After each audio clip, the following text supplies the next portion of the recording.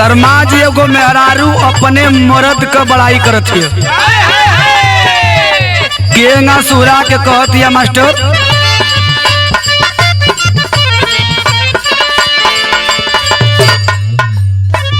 हमरा पलमुआ में, हमरा पलमुआ में एक ही बनसवा हो। क्या भैया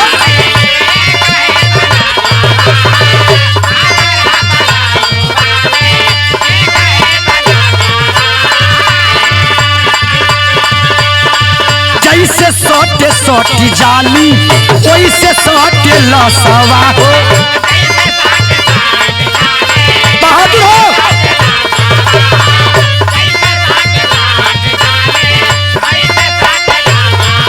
मेहरारू कह दिया,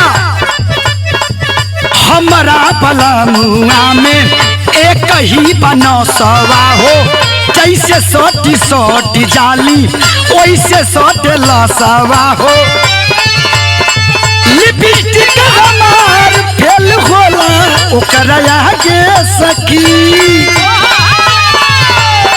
लिपस्टिक हमार फेल होला ओकरा आगे सखी। सैया के मोथावा पर पान के ललैया आए हाय बड़ा नीक लागे सखी, पान के ललैया आए हाय।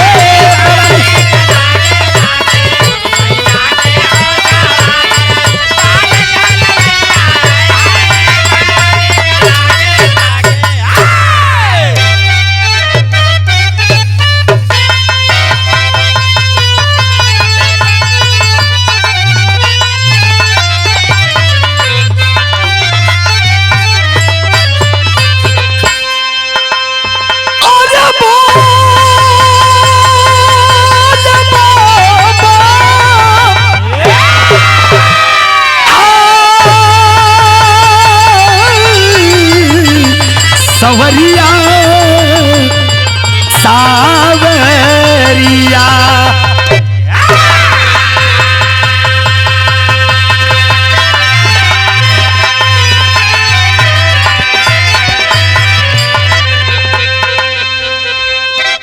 अच्छा साथियों, भोजपुरी बिरहा गीत संगीत के सुने वाले भैया बाबू चाचा दादा लोग, आज एक बार मैं फिर बिरहा गायक बागी प्रवीण यादव अपनी पूरी टीम के साथ मन्नत रिकॉर्डिंग स्टूडियो कोलघाट आजमगढ़ से एक गीत आप लोगों के बीच में भेज रहा हूं, जो ना चैनल का नाम बिरहा अखाड़ा चैनल के माध्यम से जा रहल बा।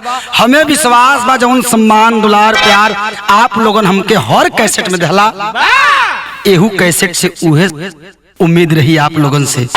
और कभी की कलम आपको सोचने पर मजबूर कर देगी, काश ऐसे लोग भी जमाने में जीते हैं। बात कहा कि कवि जी भूमिका के तहत पूरे बिरहा का निचोड़ 4 लाइन में लिखले। मैं का लिखल भैया,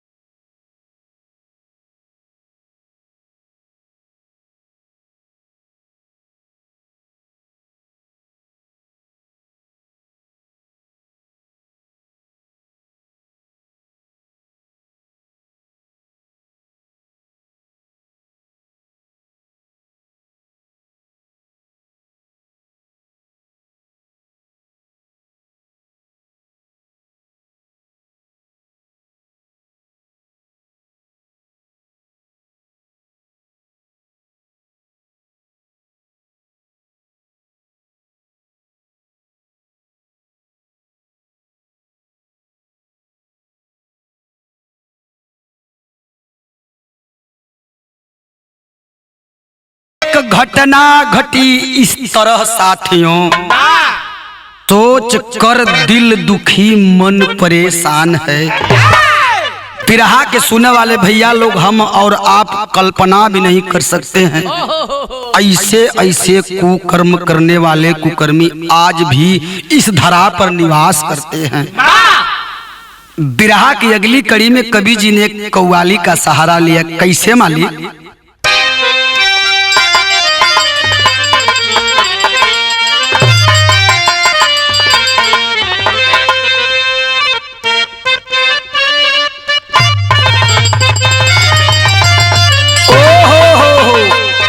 कौनो प्रेमी अपना प्रेमिका से कहत है कि सुन तरु हो का कलस भैया कि प्यार के मोड़ पे, अरे प्यार के मोड़ पे आ गए हो अगर, जियो जियो मालिक जियो,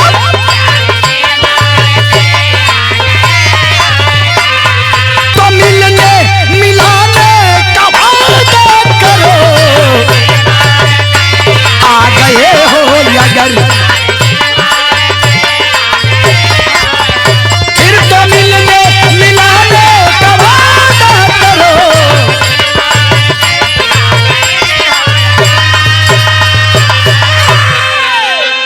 तो प्यार के मोड़ पे आ गए हो अगर,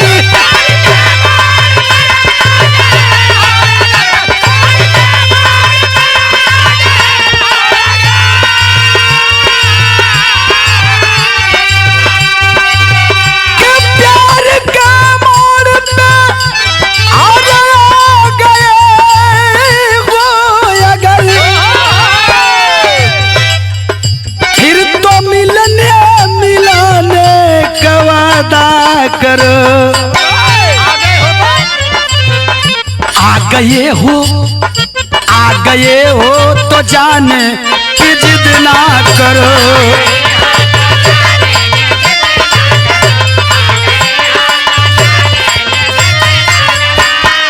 कि जा रहे हो तो आने का वादा करो।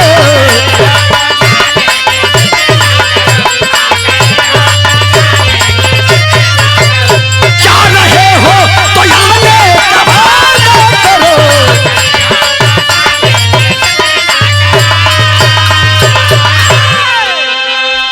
इ तक कव्वाली का टुकड़ा रहल, लेकिन कवि जी बिरहा में भाव लिखत हो का लिखलो भैया?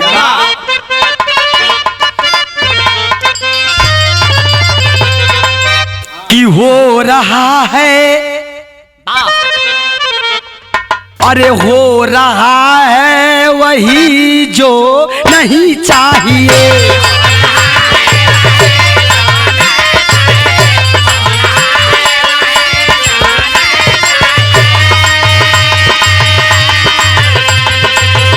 क्या से क्या हो गया आज इंसान है,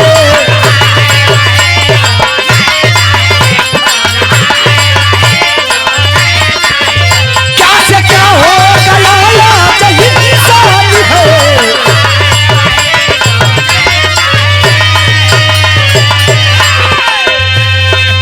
हो रहा वही जो नहीं चाहिए।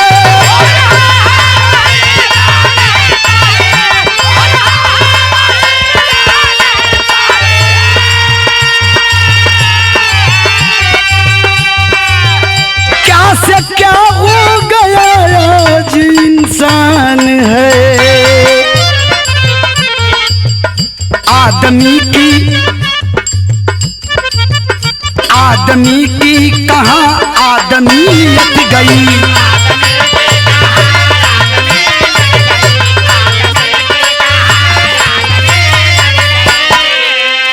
तज मनुष्यता को बल बैठा है।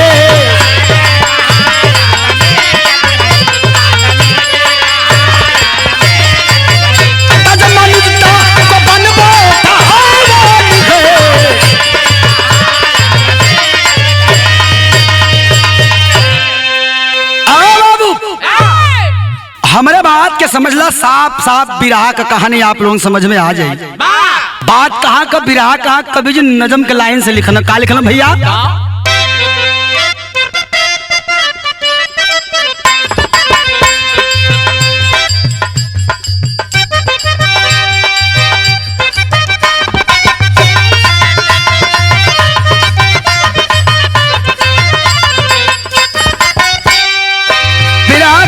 शुरुआत हो गई। जिला अमरोहा में एक आदमपुर थाना है, गांव मलकपुर का ये गम भरा फसाना है।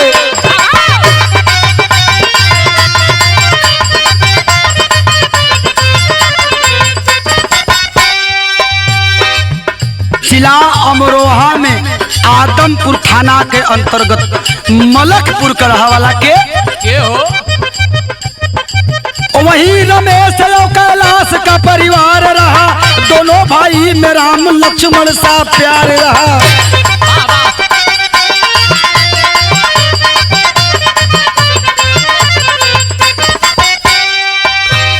दोनों भाई में इतना लगाव है कि दोनों की प्रेम की लोग मिसाल दिया करते थे। लेकिन घर पर रह के अपनी जीविका चलाते थे, किसानी करके वो परिवार को जिलाते थे।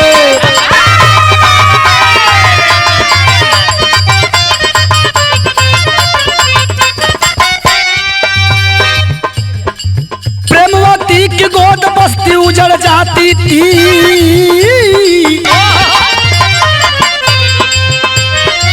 प्रेमवती की गोद बस्ती उजड़ जाती थी, पुत्र के चाह में फटती बिरह की छाती थी।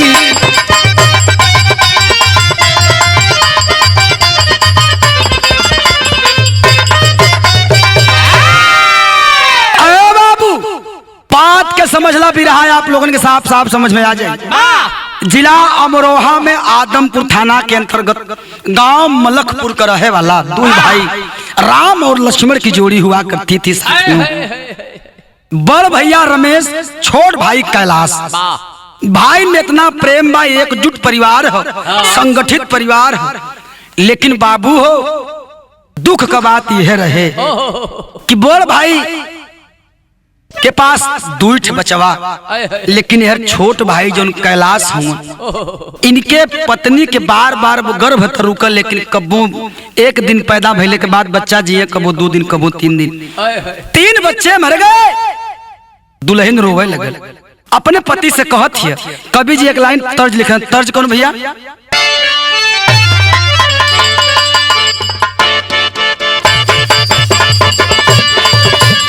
जियो जियो मालिक जियो।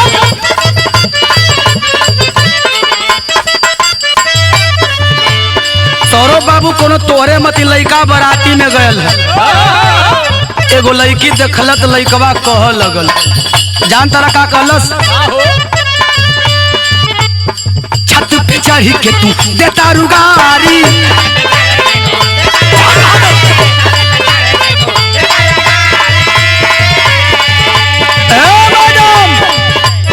गाड़ी पे हल तोहर, गाड़ी पे हल तोहर पड़ जाई भारी।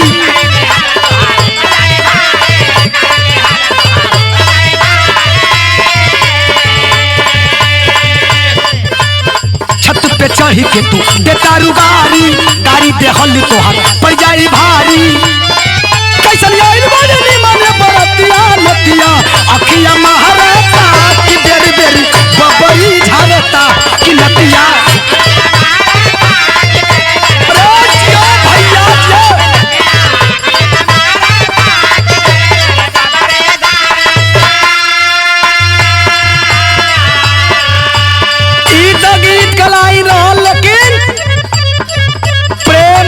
अपना पति कैलाश से कहते हैं कि ए स्वामी हमारे को बात सुनो। कहली का अचरा हमारे पिया कैसे का भारी।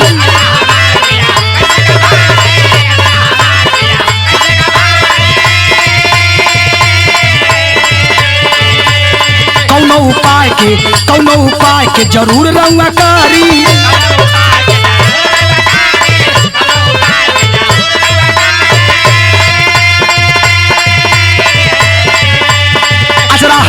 बतिया कैसे कभारी कौनो उपाय के जरूर न करी कैसे लिखा भगवान जी करमवा सुगनवा मरी मरी जाला हो ललनवा मरी मरी जाला हो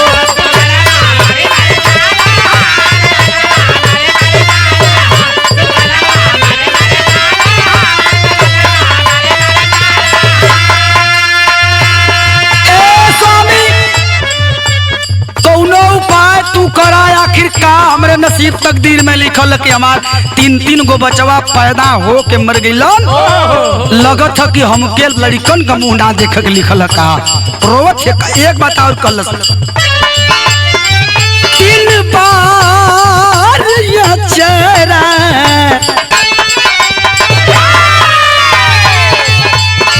3 बार ये चेहरा हो मार बाप भराई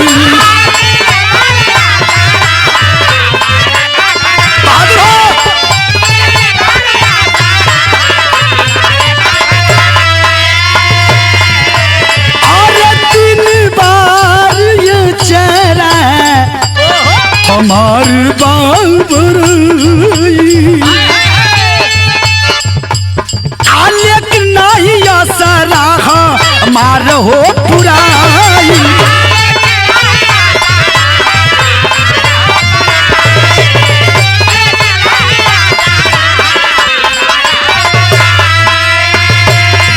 सैया कान खोल के एक बात और सुनला का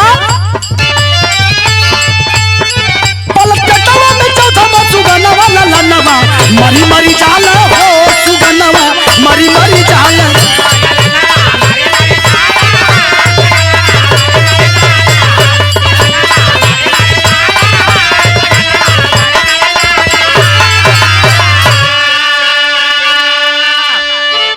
ए सैया कौनो उपाय ना करत हो तो के बुझात ना हमार 3-3 गो लड़का मर गइल लेकिन ये स्वामी एदा पारी हमें पेट में एक उम्मीद का किरण जागल है कोनो उपाय रहुआ करी नहीं तो यू से हाथ धोआ जाए तो हम कोने डारी लगब हो स्वामी लेकिन कहल कैसे गीत बदल गए मालिक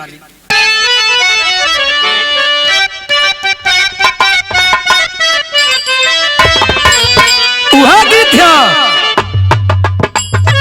पाली और झुमका भुलाई जा अरे बाली और झुमका भुलाई जा नौतुनी पर गोली चले टप्स बनवाई दा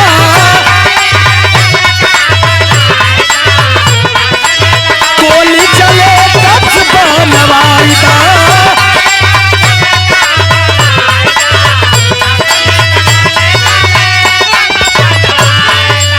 मेहरारू का बात सुन के बिहनवा कैलाश मोटरसाइकिल पर अपनी पत्नी प्रेमवती के लेके चलल हो एक तांत्रिक के पास तब तांत्रिक के पास जाए के वो प्रेमवती पैर पकड़ के कहत है वो सोखा ओझा से का कल भैया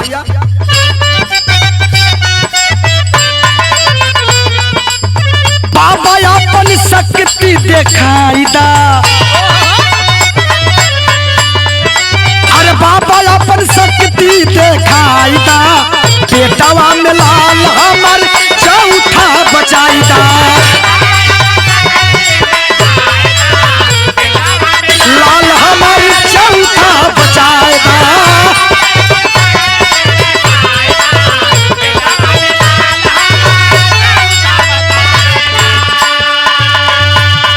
ए बाबा हमार 3 गो बेटा पैदा भइल लेकिन धरती पर गिरले के बाद ये दुनिया छोड़ के चल गई हो बाबा ये हमारे गर्भ में चौथा बालक लगभग 6-7-8 महीना का पल गया है बाबा एक बचा ला तब बाबा बताओ तो तो लोग के करे के का पड़ी आ बताओ लो भैया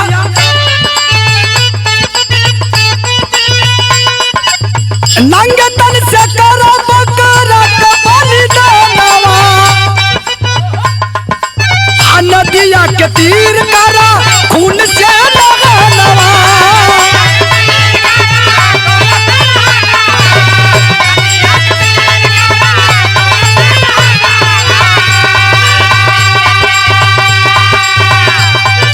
अरे दिल के सपनवा सजाइदा, दिल के सपनवा सजाइदा, बेटावा में लाल हमर चौथा बजाइदा।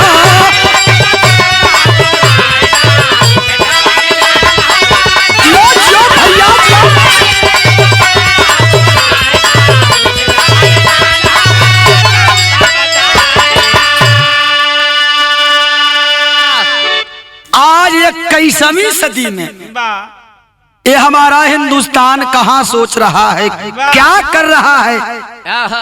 चंद्रिका कवि लिखल रहा है कि दुनिया चली गई, दुनिया से हम भी जाने वाले हैं। आर मेरा भारत और मेरा भारत वर्ष। आज हम हिंदुस्तान की 75वीं वर्षगांठ मना रहे हैं आजादी की, लेकिन क्या इसे लोग भी इस दुनिया में हैं? बाबा कहलन एक बकरा लियावा, नदी के किनारे ले चला, ओके काट के ओकरी खून से नंगा नहाला दोनों प्राणी, तो हम लोग का बेटा जीजे। वाह है अंधविश्वास। कवि जी के विदेशिया में लिखा लिखना का भैया,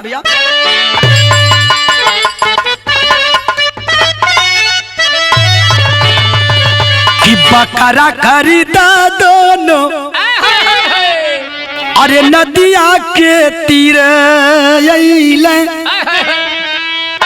अनंगे तो न कुनावा से करेलन, धीरे धीरे समय बीतल, प्रसव के पीड़ा होवे, पैदा भइला मरल चौथा ललनावा, कह कैलाश छोड़ा क्रांतिक बात गोरी, लेकिन प्रेमवती गईली बाबा के भवनावा। ए बाबू, तांत्रिक की बात को मान करके बकरे के खून से नंगा नहाने के बाद भी ईश्वर को जब नहीं मंजूर था तो नहीं मंजूर था। वह चौथा पुत्र पैदा हुआ, ए भैया संजोग से वह मोले पैदा भई। कैलाश सोच गए, अपनी पत्नी से कहला कि ए प्रेमवती, अब चिंता कैला की जरूरत नहीं खे, हमहन के नसीब में पुत्र ना लिखल है, और भैया के पास दूठ बेटा हुन, उन्होंने के देख के मन आस दास पूजा लेवल जाए। बाबू कैलाश का बात प्रेमवती उनकी धर्म पत्नी न मानते हुए फिर जब 5वां गर्भ रुकल, वही तांत्रिक के पास पहुंचल। आज जब तांत्रिक के पास पहुंचल, आपन बात कलश की बाबा आपका बात तो झूठो, हमार चौथा बच्चा पैदा जरूर भैल, लेकिन मरल पैदा भैल। तांत्रिक कल देखबा हो लोग पूजा में तनी से कमी रह गई। कल बाबा हमके अपन वंश चलावे खातिर चाहे जवन परीक्षा लेवल चाह लेला, लेकिन हमके बेटा चाहिए। तब बाबा कहल कवि जी भाव टेरी में लिखल का 5वें पुत्र के टाइम,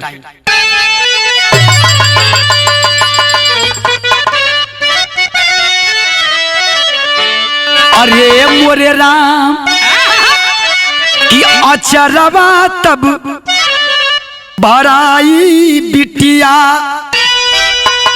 सबरी,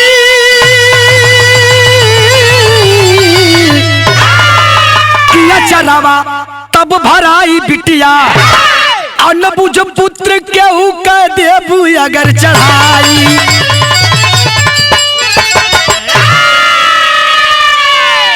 बारह बाबा और बाबा की सोच, कहा उस प्रेमवती से कि तोहार अचरा तब्बे भरी जब केहू का अनबुझ बेटा का लिया के बलि दे दे। तब कवि जी के लिखक पर भैल का भैया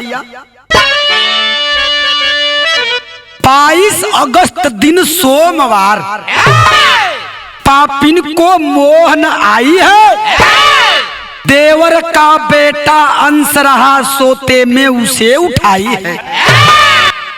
तांत्रिक के पास लेकर आई, तब वह टुकड़ा 7 बनाया है, खून रोप कर प्रेमवती को नंगा कर नहलाया है। आए बाबू, यही 22 अगस्त 2022 जो बीतल हो भैया, दोपहर के समय बड़का भैया रमेश, उनकी धर्म पत्नी ज्योति, दोनों लोग पशुओं को चारा काटने के लिए खेत में गए हुए। बच्चा अकेला सो रहा था और वह प्रेमवती धीरे से उस बच्चे को उठा कर लेकर चली गई। वह तांत्रिक उस बच्चे को 7 टुकड़ों में बाबू विभाजित कर दिया। कवि जी की कलम रो दी, लिखते लिखते रे बाप 7 टुकड़े में विभाजित करने के बाद उसका सारा खून रोप करके नंगा करके वह तांत्रिक प्रेमवती को नहला दिया। यार जब चारा लेके खेत से घरे अइला रमेश, उनकी पत्नी ज्योति खोजे लगने के छोट बचवा हमार खटिया पे सुता के गयल लली। आखिर बेटा कहाँ गयल के तेरे मतारी का करेजा फटत रोवत है बाबू। गीत लग गई जौना के स्वर्गीय बेचन उस्ताद गाँव। कैसे गाँव भैया?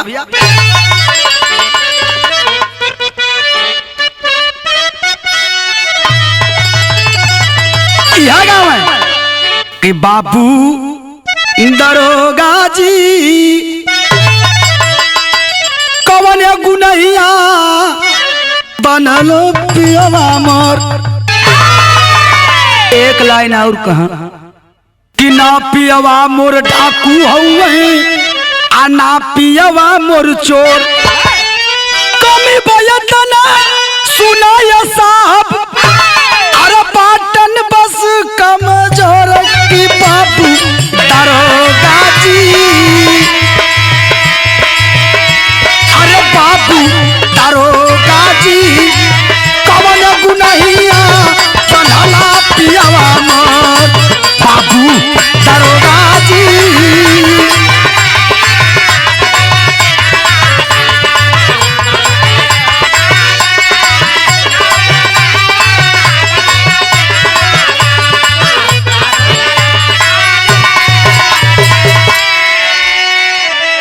गीत रहल। कवि जी बिरहा में भाव लिखत हम, ज्योति अपने पति रमेश के पकड़ के देवर कैलाश के पकड़ के रोवत है। कैसे भैया? कि हमरे सैया हो, कि हमरे सैया हो कहाँ गइलन आचरा के मोर दुलार। हमरे सैया हो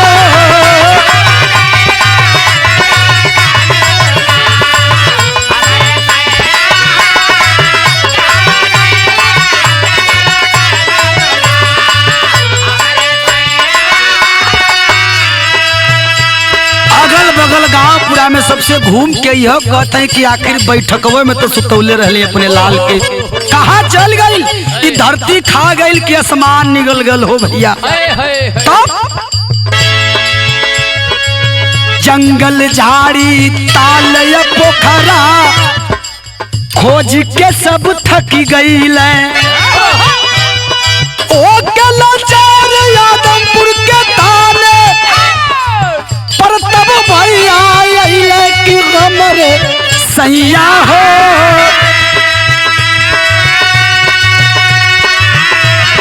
कि हमरे सैया हो कह दरोगा जिसे आंसूगार। हमरे सैया हो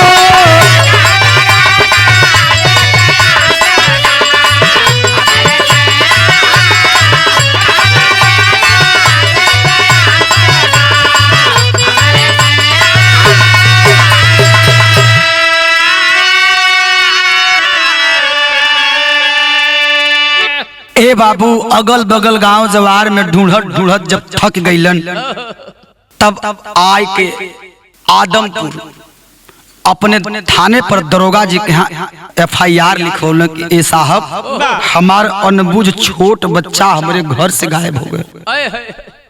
तब कवि जी के लिखक पर भाव पहपन भैया भैल का 23 अगस्त 22 अगस्त के दोपहर के टाइम उठौले रहल, लेकिन 23 अगस्त के दोपहर का बयान कवि जी लिखन का पहपट में।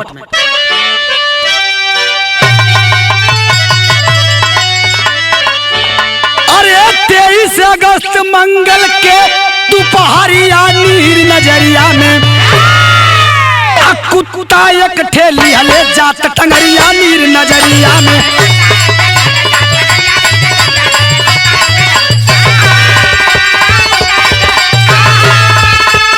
अरे जियो भैया जियो।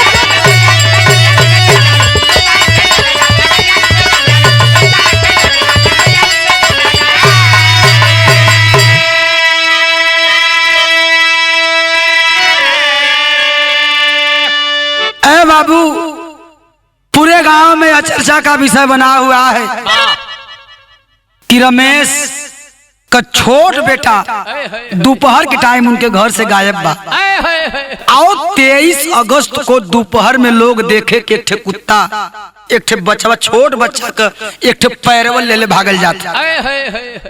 लोग सोच गए कि यार पकड़ो उसको, हो न हो रमेश का बेटा हो।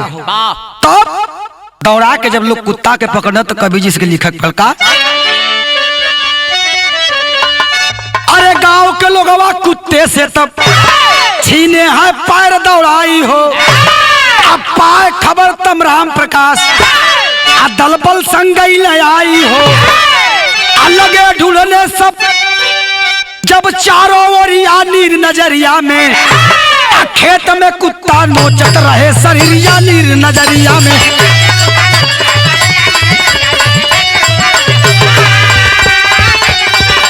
अरे जियो भैया जियो।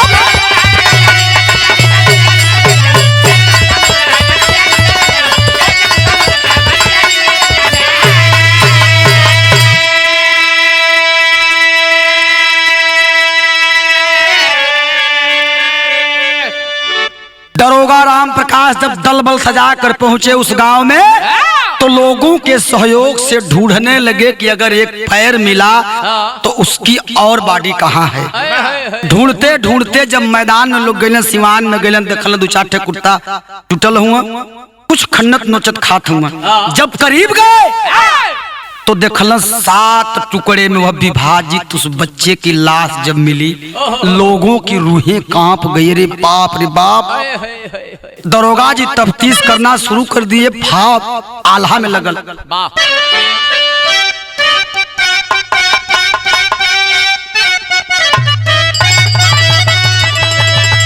ए बाबू, उमतारी जब 7 टुकड़ा में कटल अपने बेटा के अचरा में थमलस हो। कवि जी के लिखत पर का कि बाजरा गिरल बायब माई के हियरवा भैया।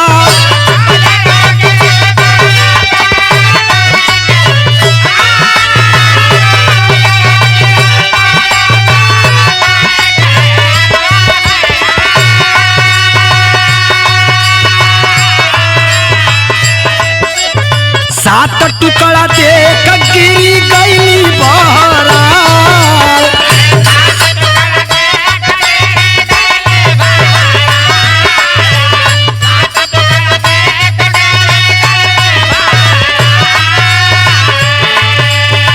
चादर में बटोरल गई बचवा कलसिया भैया।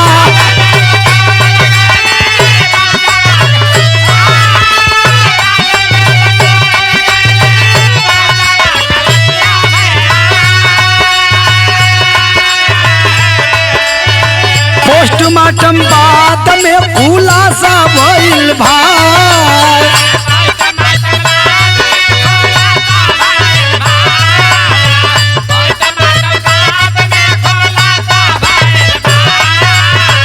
ए बाबू, जब पोस्टमार्टम करा के डेड बॉडी बच्चे की घर लाई गई तब बारी बारी पूछे लनता रोगा सब बही से भैया।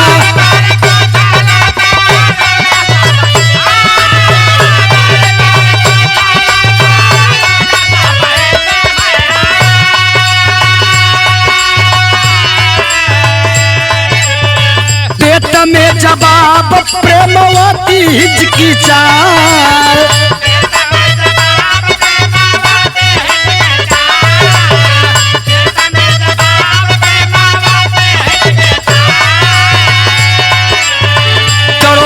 जी बारी बारी से सबसे पूछने लगे, पड़ताल करने लगे। बाबू सब तो अपन अपन बात रखत, लेकिन वहीं कैलाश की धर्म पत्नी वह प्रेमवती बताने में हिचकिचा रही थी। दरोगा जी का जवाब देने में हिचकिचा रही थी। दरोगा जी की शक की सुई प्रेमवती के ओर दौड़ी। तब किए क्या? महिला पुलिस जापा कैलस करैया भैया,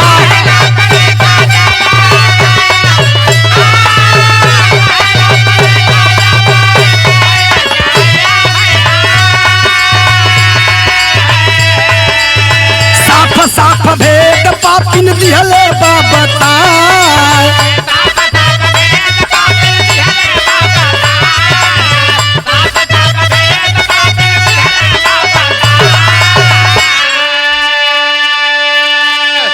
सोच गए दरोगा जी कि हमें लग रहा है कहीं नहीं कहीं प्रेमवती ही गुनहगार है।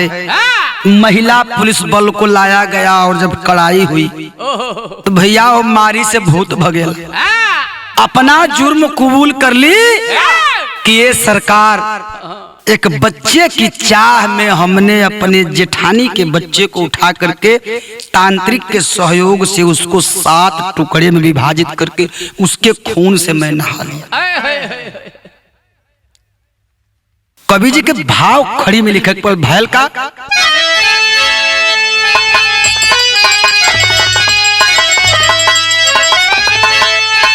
अरे रोवा ज्योति ज्योति नीर बहाई बहिनी किति हलू कुल सन बिचया गिया लगाई बहिनी। जियो भैया जियो।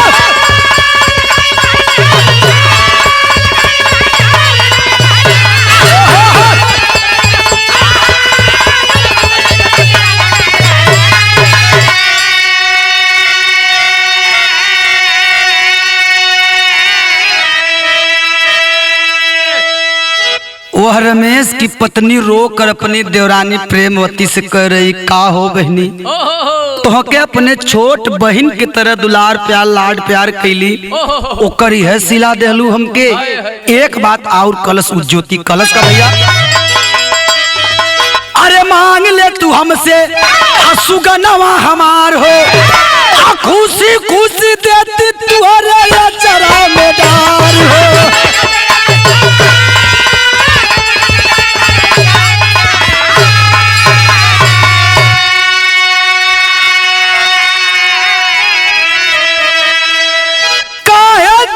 दुनिया से अरे मिटाई बहिनी तदिहालू कुल सन बिचया गिया लगाई बही।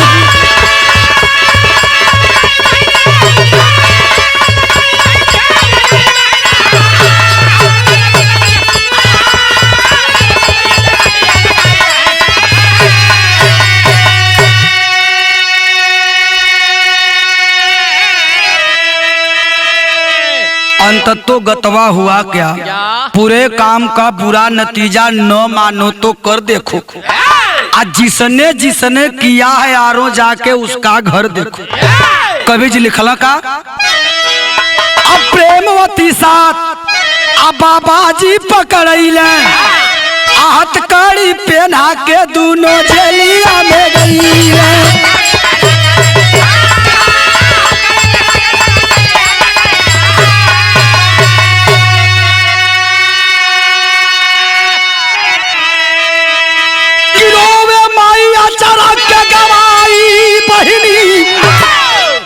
दिहालू कुल सन बिचया गिया लगाई बही। अरे जियो भैया जियो।